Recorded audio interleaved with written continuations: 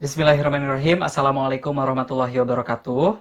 Halo adik-adik semuanya, berjumpa lagi bersama Bapak pada mata pelajaran seni budaya, yaitu seni musik untuk kelas 11. Bagaimana kabarnya adik-adik semuanya? Sehat? Semoga adik-adik semua selalu dalam keadaan sehat dan selalu bahagia untuk menjalani segala aktivitas sehari-harinya. Amin ya rabbal alamin. Baiklah, untuk memulai pertemuan kita pada hari ini, alangkah baiknya kita berdoa terlebih dahulu sesuai ajaran dan kepercayaannya masing-masing. Berdoa dipersilahkan.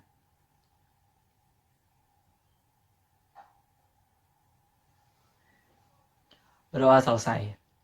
Ya, pada pertemuan minggu lalu, Bapak telah memberikan materi kepada adik-adik mengenai fungsi, bentuk, dan jenis musik barat. Minggu lalu juga, Bapak telah memberikan tugas kepada adik-adik untuk mengidentifikasi beberapa karya musik barat dari berbagai bentuk, jenis, dan juga fungsi yang berbeda-beda. Nah, dari sekian banyak bentuk dan jenis musik barat yang ada, semuanya itu pasti memiliki unsur-unsur yang selalu ada di dalam karya musik barat tersebut.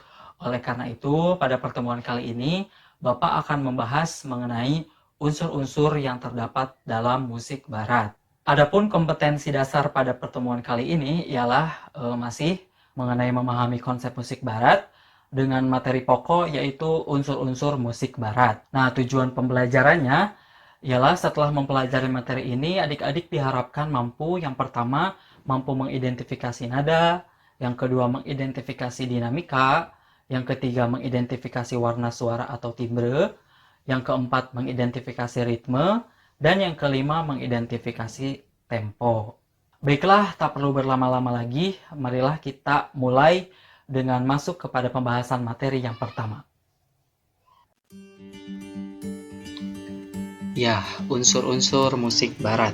Yang pertama ialah bunyi. Nah, sebelum kita membahas lebih lanjut, silahkan adik-adik perhatikan gambar yang Bapak tampilkan berikut ini. Di situ terlihat ya beberapa aktivitas manusia seperti berdagang, mengendarai sepeda motor, menyeberang jalan, ada yang mengobrol, dan aktivitas-aktivitas lainnya. Nah, semua aktivitas yang ada pada gambar di sini tentu saja tidak bisa terlepas dari yang namanya bunyi ya. Untuk hal sesimpel mengobrol saja nih, berkomunikasi satu sama lain, setiap orang itu pasti mereka mengeluarkan bunyi yang dihasilkan dari mulut mereka ya untuk berbicara seperti itu. Selain itu juga suara sepeda motor, pedagang sayur, suara kayuhan sepeda, bel sepeda, dan suara-suara lainnya. Nah, lalu apa itu bunyi? Bunyi berasal dari getaran suatu benda ya. Getaran tersebut dikirimkan ke telinga kita melalui sebuah media, yakni media udara. Getaran yang dikirimkan melalui media udara tersebut akan dikirimkan melalui telinga kita dan mengakibatkan gendang telinga kita itu ikut bergetar juga. Nah, akhirnya getaran tersebutlah yang membuat kita dapat mendengarkan bunyi, karena getaran tersebut dapat merangsang otak kita untuk menerima bunyi itu sendiri. Selanjutnya, musik juga merupakan salah satu bunyi ya. Struktur bunyi yang terdapat pada musik itu diantaranya ialah yang pertama, nada atau pitch. Nada ini ialah tinggi atau rendahnya suatu bunyi. Yang kedua adalah dinamika. Dinamika adalah kuat atau lemahnya suatu bunyi. Dan yang ketiga ialah timbre atau warna suara. Sekarang kita bahas struktur yang pertama, yakni mengenai nada atau pitch. Nah, nada merupakan tinggi atau rendahnya suatu bunyi. Kemudian, nada itu merupakan unsur utama dalam sebuah musik ya, baik vokal maupun instrumental. Karena sebenarnya ketika kita sedang bernyanyi ataupun ketika kita sedang bermain musik, yang kita lakukan itu ialah membunyikan nada-nada. Jadi, nada dan musik itu sesuatu yang tidak bisa dilepaskan, karena menurut pengertian musik itu sendiri, musik ialah bunyi yang memiliki nada seperti itu. Nah, nada-nada pada suatu bunyi memiliki frekuensi getarannya tersendiri. Semakin cepat frekuensinya, maka semakin tinggi nadanya. Sebaliknya, semakin lambat frekuensinya, maka semakin rendah nadanya. Jika digambarkan, maka gambarnya seperti ini ya. Yang di atas untuk getaran suara rendah, yang di bawah itu frekuensi suara nada tinggi. Selanjutnya, nada dan nada dalam sebuah lagu atau musik telah memiliki takaran getaran atau frekuensi getarannya masing-masing. Nada do misalnya, frekuensinya sekian. Berbeda dengan nada re, mi, fa, yang nada frekuensinya memiliki frekuensi masing-masing, sehingga para ahli menyusun nada-nada tersebut berdasarkan frekuensi getarannya dari nada yang terendah ke nada yang frekuensinya paling tinggi. Susunan tersebutlah yang disebut dengan tangga nada. Nah, tangga nada yang umum kita kenal adalah tangga nada do, re, mi, fa, sol, la, si, do ya, terdiri dari 7 nada do, re, mi, fa, sol, la, si. Atau kalau dalam hurufnya kita mengenal juga dengan C, D, E, F, G, A, B, C. Ini merupakan tangga nada natural atau tangga nada C mayor. Nah, dalam teori musik barat, tangga nada yang digunakan dikenal dengan istilah tangga nada diatonis. Sudah dijelaskan juga ya pada pertemuan sebelumnya bahwa tangga nada diatonis itu ialah tangga nada yang terdiri dari 7 buah nada yang berjarak 1,5. Tangga nada ini dibagi menjadi 2 kelompok, yakni tangga nada diatonis mayor dan juga diatonis minor. Kemudian apa sih perbedaannya mayor dan minor? Perbedaannya silahkan adik-adik lihat terlebih dahulu perbandingan antara mayor dan minor. Nah, terlihat dari gambar ya, tangga nada mayor itu diawali dari do. Do, re, mi, fa, sol, la, si, do. Kalau tangga nada minor itu diawali dari la. La, si, do, re, mi, fa, sol, la. Jadi rasanya juga beda ya. Kalau tangga nada mayor itu rasanya lebih ke gembira, ceria, cerah. Kalau tangga nada minor itu lebih ke sedih, gelap, atau sendu. Makanya tangga nada mayor itu banyak digunakan untuk lagu-lagu bahagia, ceria. Sebaliknya kalau tangga nada minor itu banyak digunakan di lagu-lagu yang sedih atau lagu-lagu yang menyayat hati. Nah, kemudian yang bawahnya nih kita lihat. Interval nada untuk tangga nada mayor itu 1,1,5, 1,1,1,5. Kalau tangga nada minor itu 1,5, 1,1,5, 1,1. Selanjutnya kita belajar untuk menyusun tangga nada. Langkah-langkah yang harus dikuasai adalah yang pertama kita harus mengetahui interval nada yang tadi ya. Kemudian yang kedua adalah mengetahui nada-nada natural, dan yang ketiga mengetahui nada-nada kromatis. Nah, ini bila kita lihat dalam sebuah piano ya, piano itu kan memiliki tuts yang berwarna putih dan juga tuts yang berwarna hitam. Nah, tuts yang berwarna putih itulah yang disebut dengan nada-nada natural. Ada C, D, E, F, G, A, B. Kemudian nada-nada kromatis itu tuts yang berwarna hitam ya. Ada yang ditandai dengan tanda pagar atau disebut dengan crest apabila nadanya dinaikkan setengah. Misalkan C dinaikkan setengah menjadi cis, D dinaikkan setengah menjadi dis, dan seterusnya. Jadi apabila ada suatu huruf atau suatu nada diberi tanda crest, dibacanya diakhiri dengan kata is ya. C jadi cis, D dis, F fis, dan seterusnya. Kemudian ada juga yang diturunkan setengah. Apabila diturunkan setengah ditandai dengan ini ya, mirip huruf B, disebut dengan mol. Nah, apabila ada nada yang diberi tanda mol, itu dibacanya diakhiri dengan S. D diturunkan setengah menjadi des, E menjadi S, G menjadi ges. Nah, kecuali untuk A diturunkan setengah bukan jadi AS, tapi jadi as. B diturunkan setengah menjadi bes. Nah, mengapa kita harus belajar menyusun tangga nada? Nah, tangga nada yang umum kita kenal itu kan disebut dengan tangga nada natural ya, yakni tangga nada C mayor.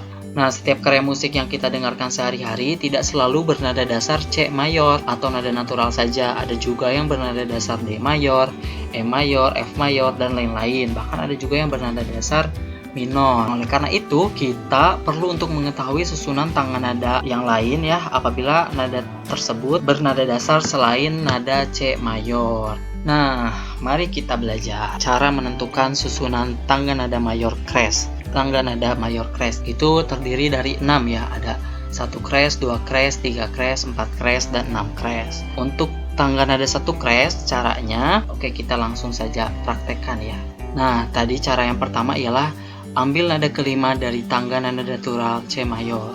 Contohnya di sini. Tangga nada natural kan C, D, E, F, G, A, B, C. Ini tangga nada natural itu kan C mayor ya. Nah, untuk menentukan satu crest itu nada apa atau titik-titik mayor, ada apa mayor gitu, hitung 5 nada dari nada natural. Berarti 1, 2, 3, 4, 5. Berarti nada G ya, berarti satu crest itu adalah G mayor. Kemudian langkah yang kedua, susun menjadi 8 nada yang berurutan. Karena tadi C mayor itu diawali dengan C dan C, D, E, F, G, A, B, C itu kan berurutan ya. Sekarang tangga nada G mayor itu berarti diawali dari G.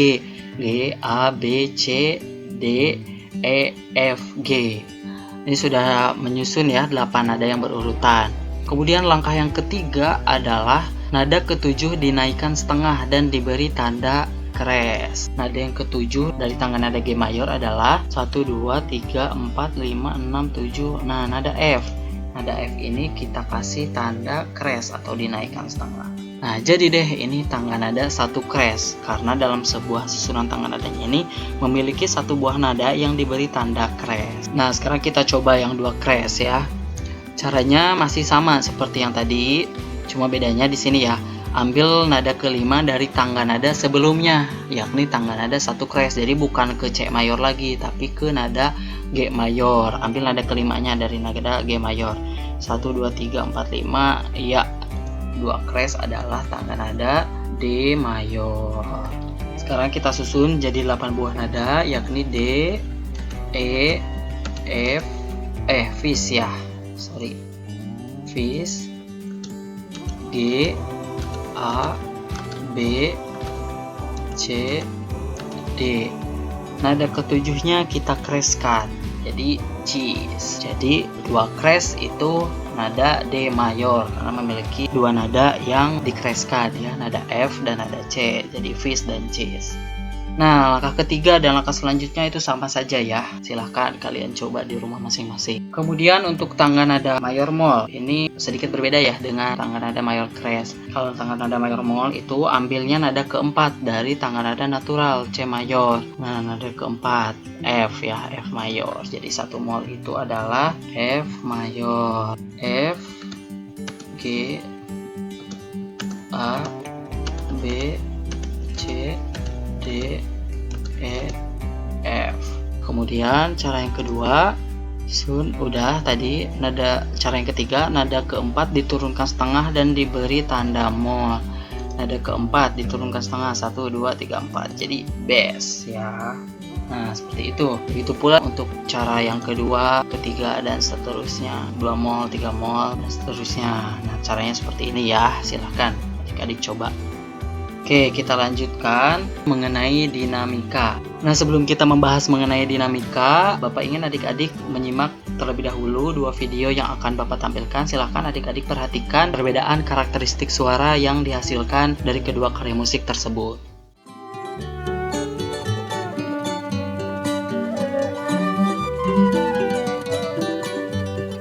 Lembut sayup mengalun nada lagu yang kau rangkai dalam cipta, kadang terasa menyayat haru, melukiskan suara jiwa.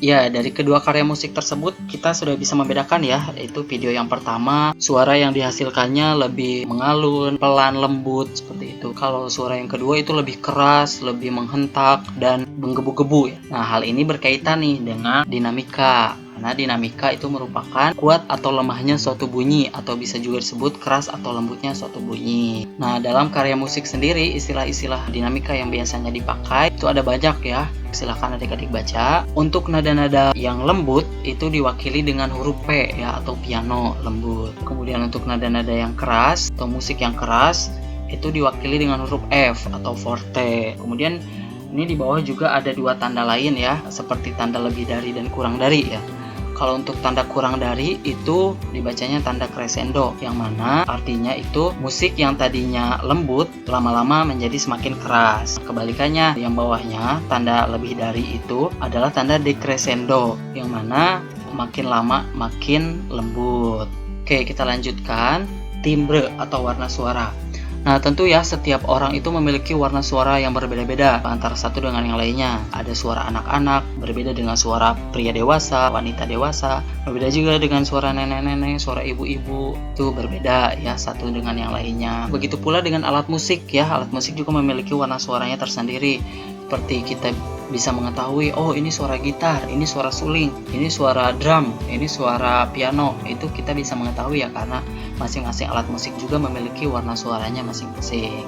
Timbre suara pada manusia nih dibedakan jadi beberapa jenis suara. Suara anak-anak terdiri dari suara tinggi dan suara rendah. Suara perempuan dewasa rendahnya disebut suara alto, suara sedang disebut mezzosopran, dan suara tinggi wanita disebut suara sopran. Kemudian untuk pria, suara rendahnya disebut suara bass, sedangnya disebut bariton, dan suara tingginya itu disebut suara tenor.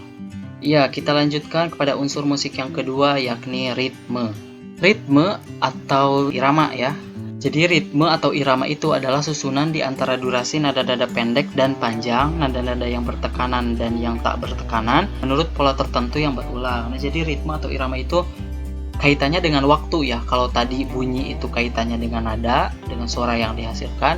Kalau ritme itu berkaitannya dengan waktu. Dapat juga dikatakan bahwa ritme ini ialah melodi yang monoton. Adanya ritme dalam musik akan menyatukan segala elemen musik lainnya baik pitch, warna suara, dan dinamika. Kemudian aspek-aspek musik yang ada pada ritme ialah yang pertama beat, ketukan ya. Kemudian yang kedua metrum atau birama. Kemudian yang ketiga adalah aksen atau sinkop, tekanan. Dan yang keempat adalah tempo, cepat atau lambatnya suara. Yang pertama ketukan. Beat atau ketukan merupakan denyutan atau pulsa rata dan berulang yang membagi musik dalam unit waktu yang sama. Contohnya, alunan musik pada setiap lagu selalu memiliki ketukan yang stabil dari awal hingga akhir lagu. Jadi kita kalau misalkan lagi mendengarkan lagu ya kan suka misalkan nih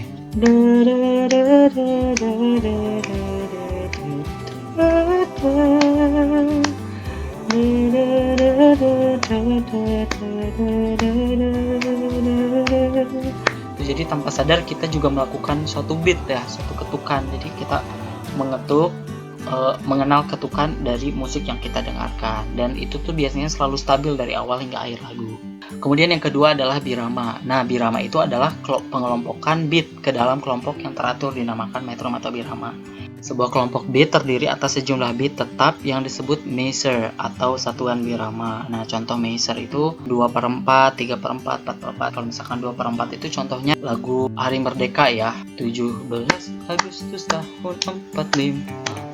Itu tuh wa. Jadi cuma 2 ketukan ya. Kalau yang 3/4 itu contohnya naik-naik ke puncak gunung. Naik ke puncak gunung, wa. Jadi cuma ada 3 ketukan. Kemudian yang selanjutnya 4/4 ya, itu banyak ya lagu-lagu yang memiliki ketuk birama 4/4.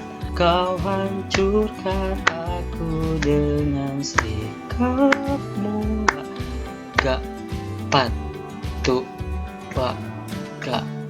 seperti itu. Kemudian yang ketiga adalah aksen atau singkup.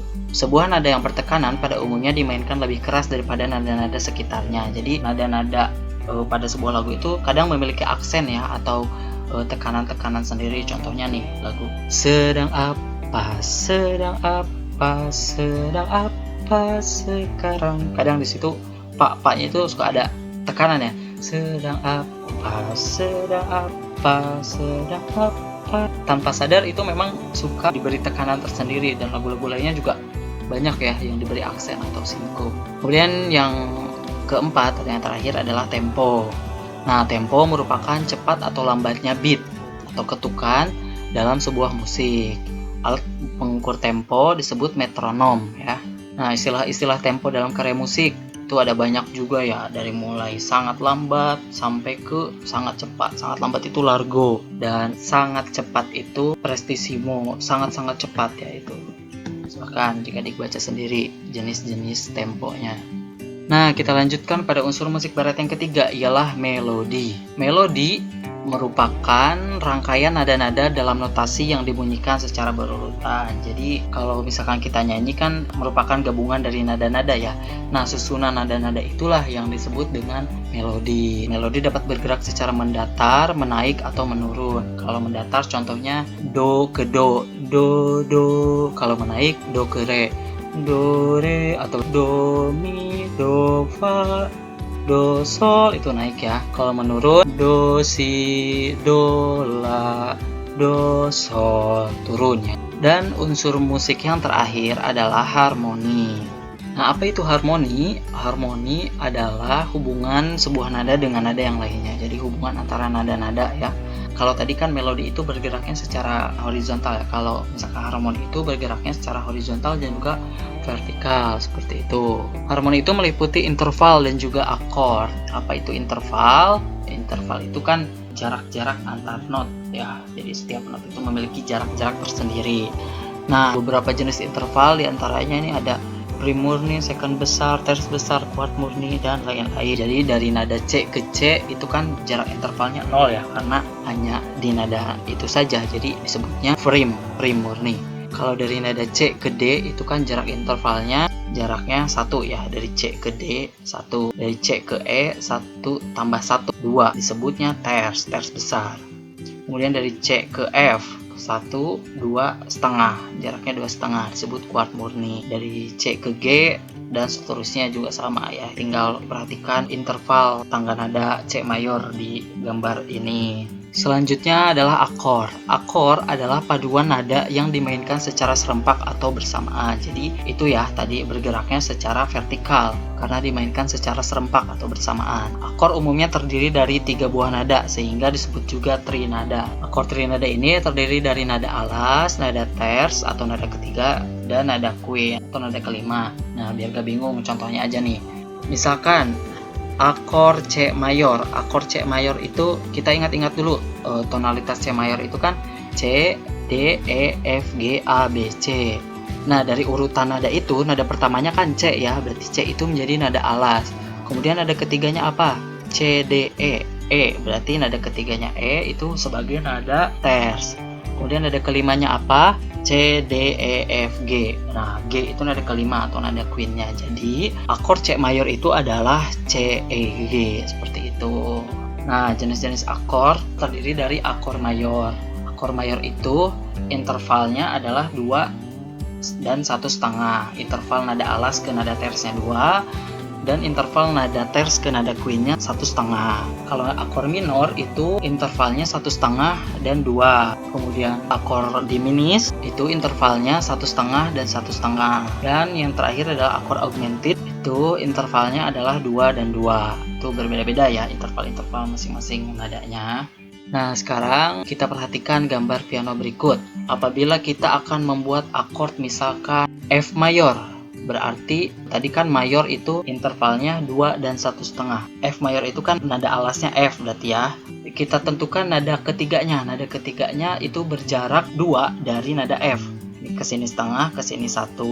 1, ke sini setengah, ke sini 1. Jadi 1 tambah 1 2. Jadi yang berjarak 2 dari nada F itu adalah nada A. Makanya nada A ini sebagai nada ketiganya atau nada terce-nya. Kemudian dari nada terce ke nada quintnya itu berjarak 1,5.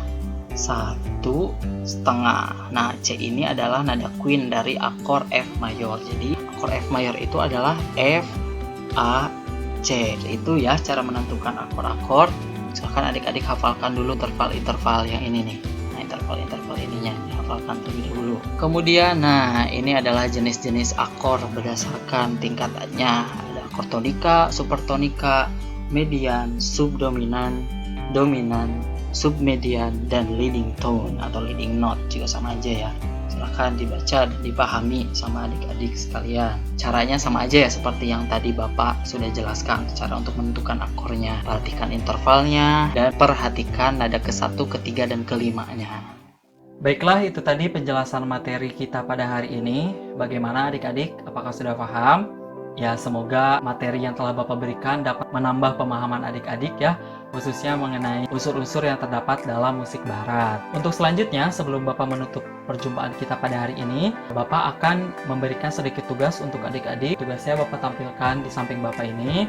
Silakan adik-adik baca dan pahami terlebih dahulu.